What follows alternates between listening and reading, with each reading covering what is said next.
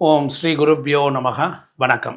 ஒரு புது ஆண்டு, ஒரு புத்தாண்டு, அது தமிழ் புத்தாண்டு மக்களுக்கு எப்படி நன்மையை தரும்? இந்த புத்தாண்டில் ராஜாவாக குரு பகவான் இருக்கிறார். இந்த குரு பகவான் பக்தி, ஆன்மீகம், அது மட்டும் இல்லாமல் ஆலய வழிபாடுகள், பூஜை புனஸ்காரங்கள், பேங்க் சம்பந்தப்பட்ட விஷயம், பணப்புழக்கம், சாஸ்திரங்கள், சம்பிரதாயங்கள், நீதி, நெறிமுறைகள், அதுபோல மழை, குழந்தை பாக்கியம், இது போன்ற விஷயங்களில் இந்த ஆண்டு முழுவதும் ராஜாவாக குரு பகவான் இருந்து செம்மையான நல்ல பலனை தருவார். அதில் கிஞ்சித்தளவும் மாற்றம் இல்லை. அப்படிப்பட்ட நிலையில் இந்த ஆண்டில் சந்திரனும் மிகச்சிறந்த நல்ல பலனை உங்களுக்கு தருவார். பெண்களுடைய ஆதிக்கம் இந்த ஆண்டு இருக்கும். விவசாயம் செழிக்கும், கால்நடைகள் பெருகும், பட்டி பால் பசுக்கள் எல்லாம் ரொம்ப சிறப்பாக இருக்கும். நம்ம தேவையான அளவு மழை பொழிஞ்சு நமக்கு நன்மைகள்லாம் உண்டாகும். அது மட்டும் இல்லாமல் குரு நெல், கோதுமை, தானியங்கள்லாம் நல்லா பெருகும். சனி பகவானும் செவ்வாய் மட்டும்தான் சிறப்பான பலன்கள் இல்லை. அப்போ இந்த ஆண்டு முழுவதும் உங்களுக்கு சனி பகவானும் செவ்வாய் பகவானும் மட்டும்தான் கொஞ்சம் கசப்பான பலன்களை தருவார்கள். 12 ராசிக்கு எப்படி இருக்குங்கிறத நாம் பார்க்கலாம். சிம்மராசிக்கு பாக்கியஸ்தானத்திலே சுக்கிரன் அமர்ந்திருக்கிறார். 11ஆம் இடத்திலே குரு பகவான் அமர்ந்திருக்கிறார். ஜென்மத்தில் கேது, அதற்கப்புறம் 7இல் சந்திரன், ராகு, 8இல் சனி, புதன், செவ்வாய், சூரியன். ராசியாதிபதியே போய் 8ல் இருக்கிறார். அப்போ உங்களுக்கு கிரக சஞ்சாரங்கள் பார்க்கிற பொழுது கிரகங்களுடைய அடிப்படையில் மற்ற கிரகங்கள்லாம் எப்படி இருக்குங்கிறத பார்த்துருவோம். கிருஷ்ணபட்ச ஏகாதசி திதியில் இந்த ஆண்டு பிறந்து திங்கட்கிழமை, தேய்பிறை திங்கள், கிருஷ்ணபட்ச திங்கள், அதுக்கப்புறம் திங்கட்கிழமை சதய நட்சத்திரத்தில் பிறக்குது. அது மிக சிறப்பு. சதய நட்சத்திரம் என்பது ஒரு உதய நட்சத்திரம். அது மட்டும் இல்லாமல் பாலவகரணம் ராகுவினுடைய ஆதிக்கத்திலே பிறக்குது. அதே போல் சுப்ரன் நாம யோகம், சந்திரமௌலீஸ்வரர். இப்படி இந்த ஆண்டு முழுவதும் குருதான் ராஜா. அப்போ உங்களுக்கு யோகத்தை கொடுக்கக்கூடிய குரு பகவான் 11இல் ஏறி, 11ஆம் மனை ஏறி அவர் தன் வீட்டை 5வது வீட்டையும் பார்ப்பார். குரு நின்ற இடத்துலேருந்து 5வது வீட்டை பார்ப்பார், 7வது வீட்டை பார்ப்பார், 9வது வீட்டை பார்ப்பார். அப்போ உங்களுக்கு 3, 5, 7 வீடுகள் ரொம்ப சிறப்பு. உறவுகள், அடிப்படை உறவுகள். 3ஆம் இடம் வெற்றி ஸ்தானம், 5ஆம் இடம் பூர்வ புண்ணிய ஸ்தானம், புத்தி ஸ்தானம், பணபரஸ்தானம், சம்பாதிக்கிறது. அதுக்கப்புறமேல் உங்களுக்கு 7ஆம் இடம் மனை வாழ்க்கை, மற்றவர்களோடு இணைந்து செயல்படுது. இந்த 3 இடமுக்கும் வெற்றி. ஏன்னா இந்த ஆண்டு பராபவ வருடம், குருதான் பலம். அதனால் ஆன்மீகம் நல்லா இருக்கும், மலைமாறி நல்லா இருக்கும், பேங்க் பழக்க வழக்கம் நல்லா இருக்கும், பணப்பழக்க வழக்கம் நல்லா இருக்கும், நீதி நெறி நிறையா இருக்கும், விவசாயம் செழிக்கும், தேவையான அளவுக்கு மழையெல்லாம் பொழியும், பேங்கில் நல்லா இருக்கும். அவ்வளவு தூரம் ரொம்ப சாஸ்திர சம்பிரதாயங்கள் எல்லாத்துக்கும் குரு அவர் இந்த ஆண்டு உச்சமும் அடைகிறார்.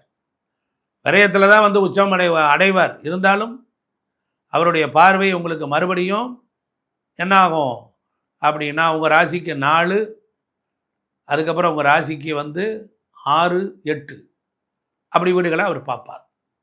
ஆரம்ப காலத்தில் 3ஆம் வீட்டையும் 5ஆம் வீட்டையும் 7ஆம் வீட்டையும் பார்த்தார். ஒற்றைப்படை ராசியை பார்த்தார். அதற்கப்புறம் இரட்டைப்படை ராசிகளை பார்ப்பார். அப்போ இந்த ஆண்டு முழுவதும் உங்களுக்கு சிம்மராசிக்காரங்களுக்கு நல்லா இருக்கும். 8ல் சனினார், அது இருந்துட்டு போட்டோம். அது என்ன செய்ய போகுது? உங்களுக்கு சுக்கிரன் நல்ல இடத்துல இருக்கிறார்ல. ஆரம்பத்தில் சுக்கிரன் கூட இருந்து பேலன்ஸ் பண்ணார். அப்புறம் வருஷப்பிறப்பு உங்களுக்கு எப்படி இருக்கும்? ஏப்ரல் 14 சுக்கிரன் வந்து உங்களுக்கு 9ஆம் இடத்துல இருக்கிறார். நல்ல பொசிஷன். அப்போ உங்களுக்கு உத்தியோகம் எப்படி இருக்கும்? உத்தியோகத்துக்கு அதிபதியான சூரியன். புத்தி அப்படின்னா சூரியன் தான். அப்போ உத்தியோகத்தில் சூரியனோடு சேர்ந்த கிரகங்கள், சூரியனுடைய நண்பர் செவ்வாய் அங்கே சேர்ந்திருக்கிறார். ஆனால் கூட வந்து சனி, புதன் இருக்கார். புதன் நீச்சம். அப்போ 2 கூடையவன் போய் 8ல் நீச்சம் ஆகிறார். ஆனால் புதனும் குருவும் பரிவர்த்தனை ராஜயோகம். அப்போ கெட்டவன் கெட்டிடில் கிட்டிட ராஜயோகம். இங்கே இடத்துல அருமை இருக்குது. இப்போ பரிவர்த்தனைக்கு பிறகு ஒரு இடமாற்றம் உண்டாகும். உத்தியோகத்தில் ஒரு இடமாற்றம் உண்டாகும். இடம் மாறியதற்கு அப்புறமேல் ராஜயோகம் உண்டாகும். ஆனால் நல்ல பலன்கள்லாம் கிடைக்கும். தொழில் வியாபாரத்தில் பொறுத்தளவில் கொடுக்கல் வாங்கல் புதிய ஆளுகள்கிட்ட புதிய வர்த்தக ஒப்பந்தம் பண்ணக்கூடாது. ஏன்? செவ்வாய் 4, 7, 8ஆம் பார்வையாக பார்க்குறான். அப்போ பார்க்க போகும்போது செவ்வாயும் சனியும் சேர்றான். சேரும்பொழுது அவ்வளோ தூரம் சிறப்பில்லை, ஒரு போராட்டத்தை கொடுப்பான். அப்போ சிம்மத்துக்கு 8ல் இருக்கக்கூடிய சனி 5, 10 சனியுடன் செவ்வாய் சேரும் பொழுது அது ஒரு கசப்பை தராமல் போக மாட்டான். அதனால் வரவேண்டிய பண நிலுவைகளில் நிற்கும். அதனால் ரொம்ப கவனமாக தான் நீங்கள் கையாளணும். கலைத்துறையை சார்ந்தவர்கள், கலை அப்படின்னாலே சுக்கிரன். அப்போ உங்களுக்கு சுக்கிரன் 10ஆம் இடத்துல 9ல் இருக்கிறார், காலபுருஷத்துக்கு 1ல் இருக்கிறார். அப்போ வருமானம் வரும். அப்போ என்ன ஆகும்? பதட்டமான சூழ்நிலை இருக்கும், டென்ஷன் ஆகும். இருந்தாலும் உங்களுக்கு முயற்சி ஸ்தானம், வெற்றி ஸ்தானத்தை பார்க்குறார். கண்டிப்பாக மேன்மை உண்டாகும். அதாவது சிம்மராசிக்கு 3 9ல் ஏறி தன்மனையை தானே பார்க்குறார். அப்போ என்ன ஆகும்? நல்ல வாய்ப்புகள்லாம் உண்டாகும். புதிய புதிய வேடங்கள், புதிய புதிய சந்தர்ப்பங்கள் இதெல்லாம் கிடைக்கும். ஆமாம். அதே போல் மாணவியர்கள் எப்படி இருப்பாங்க? மாணவியர்கள்னா கல்விக்கு அதிபதி புதன். அப்போ புதன் நீச்சமாகிறார். அப்புறமேல் பரிவர்த்தனை ஆகுது. அப்போ ஏதாவது மார்க் வாங்கி ஃபெயில் ஆகி அதுக்கப்புறம் மறுபடியும் மீண்டும் படித்து வந்துடுவாங்க. சில பேருக்கு அரிகர்ஸ் வைக்கக்கூடிய சூழ்நிலை வரும். இருந்தாலும் ஜெயிச்சிருவாங்க. ஒரு கசப்பை கொடுத்து தான் நன்மை உண்டாகும். அதே போல் விவசாயத்திற்கு அதிபதி செவ்வாய். அப்போ உங்களுக்கு சிம்மத்துக்கு 4, 9 செவ்வாய். அவர் போய் 8ல் இருக்கிறது அவ்வளோ சிறப்பில்லை. இந்த ஆண்டு முழுவதும் செவ்வாய் போராட்டங்களையும் பிரச்சனைகளையும் வேறு ஜாதிக்காரங்க, வேறு மதத்தைக்காரங்க, வேறு நாட்டுக்காரங்களால உங்களுக்கு ஏதாவது ஒரு ப்ராப்ளங்கள் விளைச்சல்களால் வரும்னு இருக்குது. பராப வருடத்தில் செவ்வாயும் சனியும் உங்களுக்கு சிரமத்தை கொடுக்குறவர்களாக இருக்கார். அதனால் செவ்வாய் உங்களுக்கு பொறுத்தளவில் தீயினால் பயிர்கள் சேதம், சொற்ப மழை, பல இடர்கள், வீண் சண்டை சச்சரவுலாம் வரணுன்னு இருக்குது. ஸோ அதனால் நீங்கள் கொஞ்சம் கவனமாக இருக்கணும். ரொம்ப யாரையும் நம்பக்கூடாது. அதான் ஐயா வெறும் ப்ளஸ்ஸாக சொல்லக்கூடாது, மைனஸ் உங்களுக்கு ஒரு அவேர்னஸ்க்காக சொல்கிறேன். ஸோ அதனால் பெண்மணிகள் நல்லா இருப்பாங்க. அதிலெல்லாம் ஒரு குறையும் இல்லை. கணவனாரை பிரிந்து வாழ வேண்டிய சூழல்கள் அமையும். இருந்தாலும் உங்களுக்கு வாழ்வில் ஏற்றமும் முன்னேற்றமும் நல்ல பலனும் கிடைக்க திருவண்ணாமலை அருணாச்சலேஸ்வர் குகைக்குளர் இருக்கக்கூடிய சிவபெருமான், திண்டுக்கல்ல ஸ்ரீமத் ஓத சுவாமிகள் அப்படின்னு ஒரு மகான் இருக்கார். குடைவரை கோயிலுக்கு ஜீவ சமாதி. அங்கனுக்குள்ள குகைக்குளரை போய் குனிஞ்சு வளைஞ்சு போய் பார்த்தால் அந்த தேவதைகள் நன்மை தரும். திருவண்ணாமலை குகை நமச்சிவாயர் குரு நமச்சிவாயரை வணங்கணும். அம்மணி அம்மாளை வணங்கினால் நன்மை உண்டாகும். ஞாயிற்றுக்கிழமை அன்னைக்கு நீங்கள் கிரிவலம் வரணும். அமாவாசைக்கு கிரிவலம் வந்தால் வெற்றி நிச்சயம். வாய்ப்பு கிடைத்தால் ராமேஸ்வரத்துக்கு போய் சந்திரமௌலீஸ்வரர் தரிசனம் இருக்கும், பார்த்து வாருங்கள், வெற்றி உண்டாகும். சிம்மராசி ஓப்பனிங்கே இப்படி சிரிச்சிங்கன்னா பாவம் என்னத்தை சொல்ல அப்படின்னு இருக்கு. சரி, பாவம். ஓகே, இந்த 2026 சிம்மராசி நேயர்களுக்கு அமோகமாக இருக்க வேண்டும் என்பது என்னுடைய பிரார்த்தனை. இந்த தமிழ் புத்தாண்டு நல்ல ஆண்டாக உங்களுக்கு அமைய வேண்டும் அப்படிங்கிறது தான் என் இதயபூர்வமான ஆசை.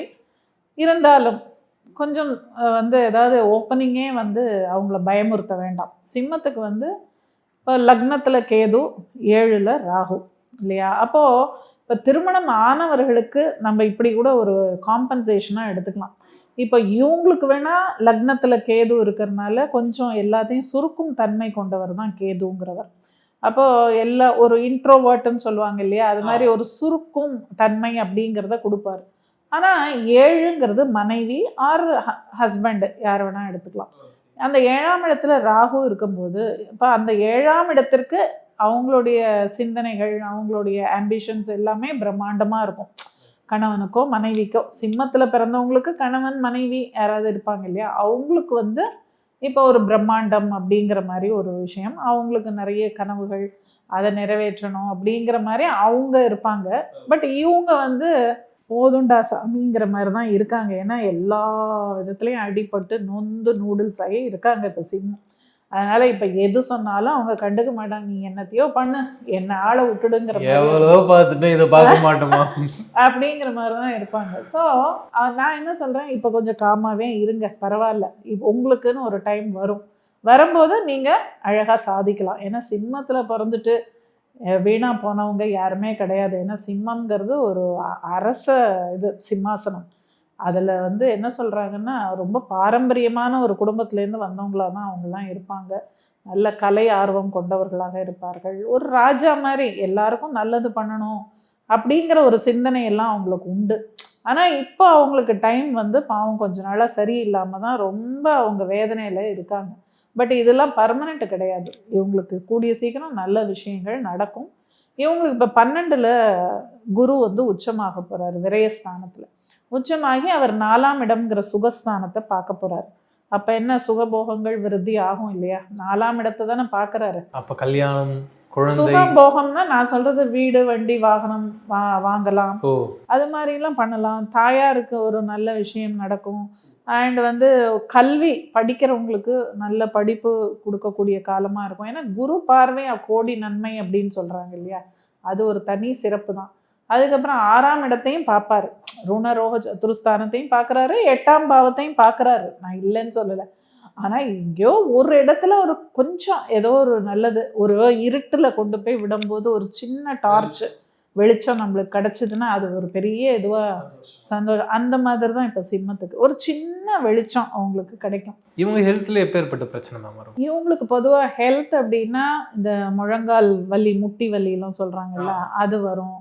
இல்லைன்னா பாதத்தில் ஏதாவது பிரச்சனை வரும், நீர் கோத்துக்கிறது, பாதம் சம்மந்தப்பட்ட விஷயத்தில் கேர் எடுத்துக்கணும். அதுலேயும் சனி பகவானும் இப்போ அங்கேயே தான் இருக்கார் மீனத்தில். மீனம்ங்கிறது என்ன? பாதங்கள். அப்போ அது ஜலராசி வேறு. அப்போ அந்த பாதம் வீக்கம் இது மாதிரி விஷயங்கள் வரும். இடுப்பு வலி, அந்த அந்த பேக் பெயின் இதெல்லாம் சொல்கிறாங்க இல்லையா? அது மாதிரி விஷயங்கள்லாம் உங்களுக்கு வரும். பட் வரணும்னு அவசியம் கிடையாது. நம்ம ஆரோக்கியமாக நம்ம ஹெல்த்தை யாரெல்லாம் வந்து கரெக்டாக ஃபிசிக்கல் ஃபிட்னஸை மெயின்டைன் பண்ணுறாங்களோ, டயட்டெல்லாம் ஃபாலோ பண்ணுறவங்களுக்கு எதுவுமே பிரச்சனை இல்லைங்க. வந்து கொஞ்சம் லைஃப் ஸ்டைலில் வந்து தாறுமாறாக சில பேர் இருப்பாங்க. அது மாதிரி இருக்கிறவங்களுக்கு அது சிம்மம் மாத்திரம் இல்லை, யாராக இருந்தாலுமே வரும். அதனால் நம்ம கேர்ஃபுல்லாக இருக்கணும். ஏன்னா நம்ம டைமும் இப்போ சரியில்லாதனால சில ப்ரிகாஷன்ஸ் நம்ம எடுத்துக்கணும். நம்ம எல்லாமே கிரகங்களை பழி சொல்லக்கூடாது. நம்மளை நம்ம சரி பண்ணிக்கணும் இல்லையா? லைஃப் ஸ்டைலை நம்ம கொஞ்சம் மாற்றிக்கணும். இவங்க எப்பேற்பட்ட பிரார்த்தனைகள் பண்ணால் இவங்களுடைய வாழ்க்கை? இவங்களுக்கு வந்து மலை கோவில்களுக்கெல்லாம், குடைவரை கோவில்கள்லாம் இருக்கு இல்லையா? அந்த மாதிரி கோவில்களுக்கு போகலாம். போய் அதே மாதிரி வியாழக்கிழமையில் சிவன் கோவிலுக்கு போகிறது இவங்களுக்கு விசேஷம். அதே மாதிரி சிவனுக்கு வந்து இந்த பலாப்பழம் தேன் அபிஷேகத்துக்கு கொடுத்தா ரொம்ப சிறப்பு. இதெல்லாம் பண்ணிட்டு வந்தாலே இவங்களுக்கு ரொம்ப அற்புதமாக இருக்கும். கடகராசியை பற்றி பேசும்போது பிரவீன், நம்ம ஒரு விஷயத்தை பேசினோம். இவங்க வந்து எப்படி இருக்கணும் அப்படின்னு சில விஷயத்தில் பேசும்போது அடுத்தவங்களுடைய கருத்தை கேட்கணும், அடுத்தவங்களுடைய ஆசீர்வாதத்தை வாங்கணும், வெல்விஷர்ஸை விட்டு கொடுத்துடக்கூடாது அப்படின்னு நம்ம பேசிடும். ஏன்னா குரு வராருங்க.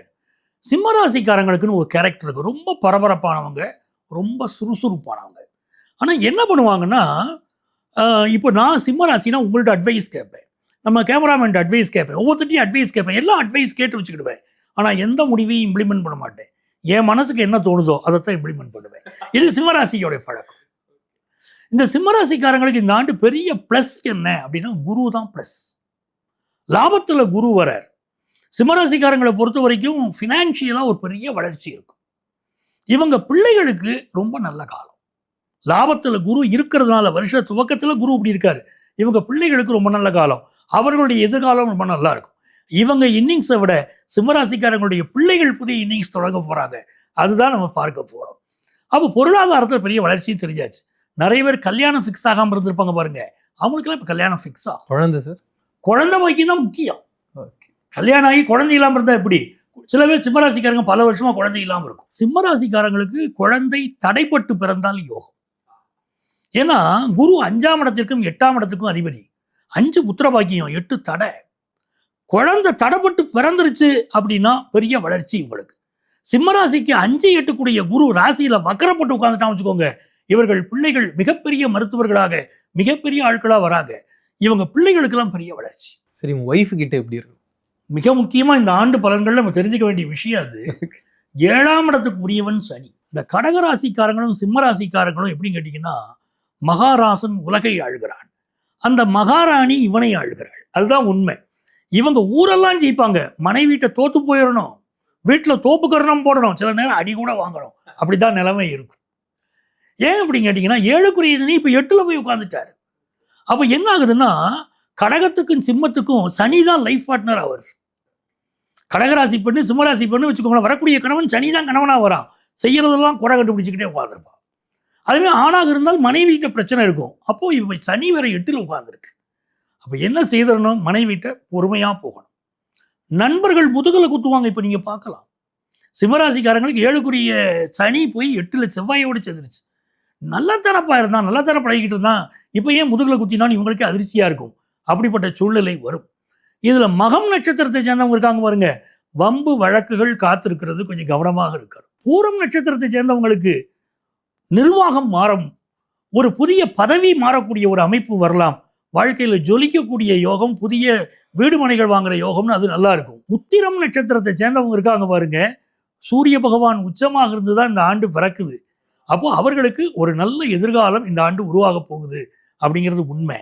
ஆனால் மிக முக்கியம், சிம்மராசி கொஞ்சம் ஹெல்த்தில் கான்சன்ட்ரேட் பண்ணணும். 6க்குடைய சனியே 8ல் போய் உட்காந்துட்டாரு. அது விபரீத ராஜயோகம்னு பேர். ஒரு நோய் வெளிப்படும், உள்ளுக்குள்ள இருக்கக்கூடிய நோய் வெளிப்பட்டு அது குணமாவதற்குரிய மெடிக்கல் அட்வைஸ் அது கிடைக்கும். உடல் நலத்தில் அக்கறை எடுத்துக்க வேண்டியது மிக அவசியம். இவர்களுடைய 10வது ஸ்தானம் இருக்கு பாருங்க, அதுக்கு அதிபதி சுக்கிர பகவான், அவர் பாக்கியத்தில் உட்கார்ந்தாரு. அப்படி இருக்கான வேலை மாற்றம், பதவி மாற்றம் ஏற்படக்கூடிய அமைப்பெல்லாம் சிம்மராசிக்கு உண்டு. சரி, உங்களுக்கு உடல்நிலை குறைவு ஏற்படும் அப்படின்னு சொன்னீங்க, எந்தெந்த ஏரியாக்கள்லாம் இவங்க கொஞ்சம் ஜாக்கிரதையாக பார்த்துக்கணும்? பொதுவாகவே சிம்மராசிக்காரங்க பார்த்தீங்கன்னா கால் மூட்டு வலிகள் இருக்கும், எலும்பு சம்பந்தப்பட்ட பிரச்சனைகள், நுரையீரல் சம்பந்தப்பட்ட பிரச்சனை, வயிறு சம்பந்தப்பட்ட பிரச்சனைகள் இருக்கும். அதில் கொஞ்சம் கவனம் எடுத்துக்கிட்டாங்கன்னா போதும். இவங்க எப்பேற்பட்ட பரிகாரங்கள் பண்ணணும்?